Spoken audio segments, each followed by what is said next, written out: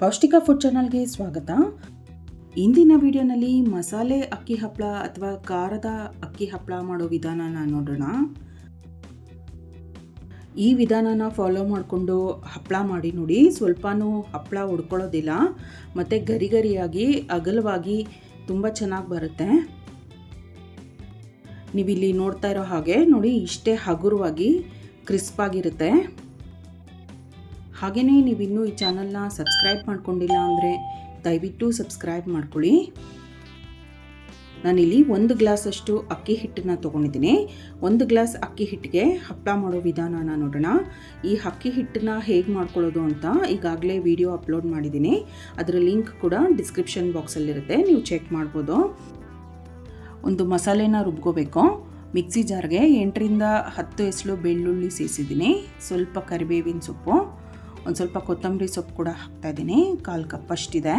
ಇದ್ರ ಜೊತೆಗೆ ಸಣ್ಣದೊಂದು ಈರುಳ್ಳಿನ ಉದ್ದುದ್ದಕ್ಕೆ ಕಟ್ ಮಾಡಿಬಿಟ್ಟು ಸೇರಿಸ್ತಾ ಇದ್ದೀನಿ.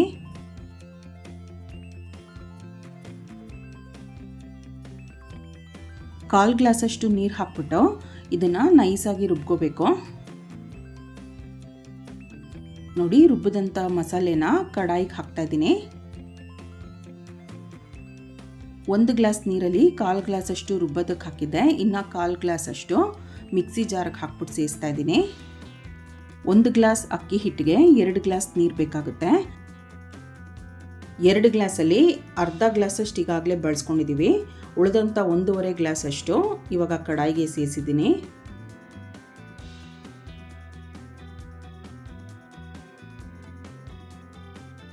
ರುಚಿಗೆ ತಕ್ಕಷ್ಟು ಉಪ್ಪು ಹಾಕ್ತಾ ಇದ್ದೀನಿ. 1 ಟೀ ಸ್ಪೂನ್ ಜೀರಿಗೆ ಸೇರಿಸೋಣ. ಹಪ್ಪಳದ ಖಾರ ಹಾಕ್ತಾ ಇದ್ದೀನಿ, ಅರ್ಧ ಟೀ ಸ್ಪೂನ್. ಅಚ್ಚ ಖಾರದ ಪುಡಿ 1 ಟೀ ಸ್ಪೂನ್ ಹಾಕ್ತಾ ಇದ್ದೀನಿ. ಇದಿವಾಗ ಕುದಿಯೋದಕ್ಕೆ ಬಿಡೋಣ.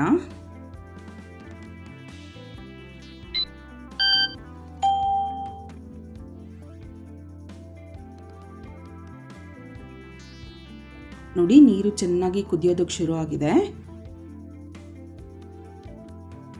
ಫ್ಲೇಮ್ನ ಕಡಿಮೆ ಮಾಡಿಬಿಟ್ಟು ಅಕ್ಕಿ ಹಿಟ್ಟನ್ನು ಸೇರಿಸ್ಬೇಕು.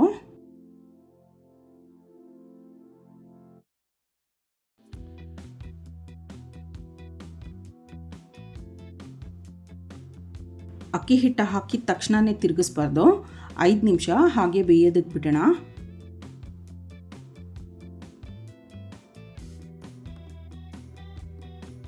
ನೋಡಿ, 5 ನಿಮಿಷದಿಂದ ಬೆಂದಿದೆ. ಇವಾಗ ಇದನ್ನು ಚೆನ್ನಾಗಿ ತಿರುಗಿಸ್ಬೇಕು. ಹಿಟ್ಟು ಗಂಟಾಗಬಾರ್ದು, ಆ ರೀತಿ ಸಣ್ಣ ಉರಿನಲ್ಲಿ ಚೆನ್ನಾಗಿ ತಿರುಗಿಸ್ಬೇಕು.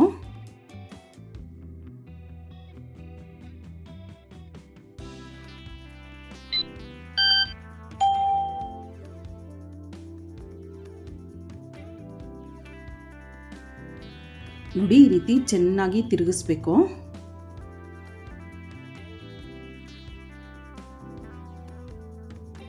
ಹಿಟ್ಟು ಈ ರೀತಿ ಚೆನ್ನಾಗಿ ಬೆಂದಿರಬೇಕು, ಇಲ್ಲಾಂದರೆ ಹಪ್ಪಳ ಉಡ್ಕೊಳ್ಳುತ್ತೆ. ಸ್ವಲ್ಪ ಕೂಡ ಗಂಟಿಲ್ಲ ನೋಡಿ.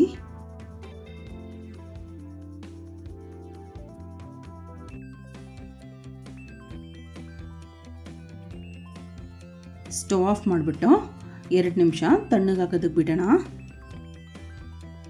ನೋಡಿ, ಹಿಟ್ಟು ಈ ರೀತಿ ಮುಟ್ಟು ನೋಡಿದ್ರೆ ಕೈಗೆ ಅಂಟಬಾರ್ದು. ಹಿಟ್ಟು ಚೆನ್ನಾಗಿ ಬೆಂದಿದ್ರೆ ಕೈಗೆ ಅಂಟಿಸೋದಿಲ್ಲ. ಇದನ್ನು ಒಂದು ಸ್ವಲ್ಪ ನಾದ್ಕೊಳ್ಳೋಣ. ಬಿಸಿ ಅನಿಸಿದ್ರೆ ಕೈಗೆ ಒಂದು ಸ್ವಲ್ಪ ನೀರು ಹಚ್ಕೊಂಡು ನಾದ್ಕೋಬೇಕು.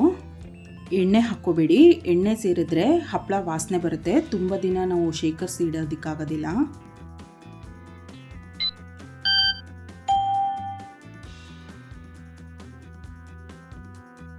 ಚೆನ್ನಾಗಿ ನಾದಿದ ನಂತರ ಸಣ್ಣ ಸಣ್ಣ ಉಂಡೆಗಳನ್ನು ಮಾಡ್ಕೊಳ್ಳೋಣ.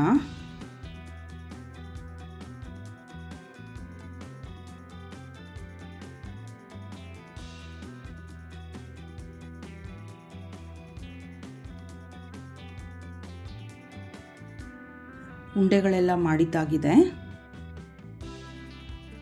ಈ ರೀತಿ ಹಪ್ಪಳ ಪ್ರೆಸ್ ತಗೊಂಡು ಒಂದು ಶೀಟ್ ಇಟ್ಬಿಟ್ಟು ಮೇಲೆ ಇನ್ನೂ ಒಂದು ಶೀಟ್ ಇಟ್ಟು ಪ್ರೆಸ್ ಮಾಡಬೇಕು.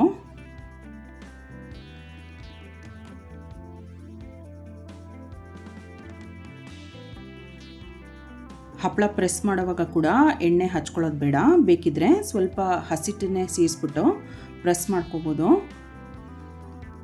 ಈ ರೀತಿ ತೆಳ್ಳಗೆ ಮಾಡ್ಕೋಬೇಕು ಹಪ್ಪಳ. ಇದು ಡ್ರೈ ಆಗ್ತಿದ್ದಂಗೆ ಇನ್ನೊಂದು ಸ್ವಲ್ಪ ಸಣ್ಣಗಾಗುತ್ತೆ. ಇನ್ನೊಂದು ವಿಧಾನದಲ್ಲೂ ಹಪ್ಪಳ ಮಾಡ್ಕೋಬೋದು ನೋಡಿ. ಈ ರೀತಿ ಶೀಟ್ ಮೇಲೆ ಹಪ್ಪಳದ ಉಂಡೆನ ಇಟ್ಬಿಟ್ಟು ಪ್ಲೇಟಿಂದ ಪ್ರೆಸ್ ಮಾಡಿದ್ರೆ ತೆಳ್ಳಗೆ ಬರುತ್ತೆ.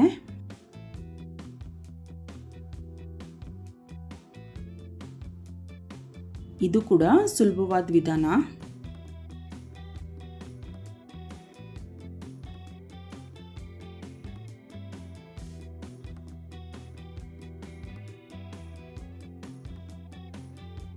ನೋಡಿ ಎಲ್ಲ ಹಪ್ಪಳ ಮಾಡಿದ್ದಾಗಿದೆ. ಇದನ್ನು ಒಂದು ದಿನ ನೆರಳಿನಲ್ಲೇ ಒಣಗಿಸ್ಬೇಕು, ಬಿಸಿಲಿಗೆ ಹಾಕಬಾರ್ದು. ನೆಕ್ಸ್ಟ್ ಡೇ ಈ ರೀತಿ ತಿರುಗಿಸ್ಬಿಟ್ಟು ಬಿಸಿಲಲ್ಲಿ ಹಾಕ್ಕೋಬೋದು. ಒಳ್ಳೆ ಬಿಸಿಲಲ್ಲಿ 2 ದಿನ ಒಣಗಿಸಿದ್ರೆ ಸಾಕು, 1 ವರ್ಷ ಇಟ್ಟರೂ ಹಪ್ಪಳ ಕೆಡೋದಿಲ್ಲ.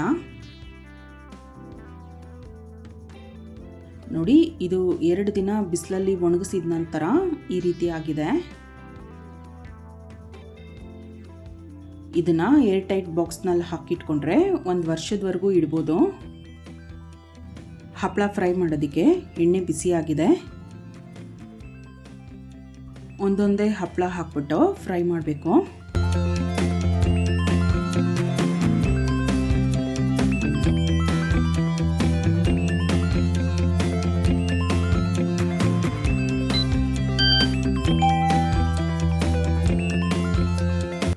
ನೋಡಿ ಎಲ್ಲ ಹಪ್ಪಳನೂ ಹಗುರವಾಗಿ ಅಗಲವಾಗಿ ಗರಿ ಗರಿಯಾಗಿ ಬರ್ತಾ ಇದೆ.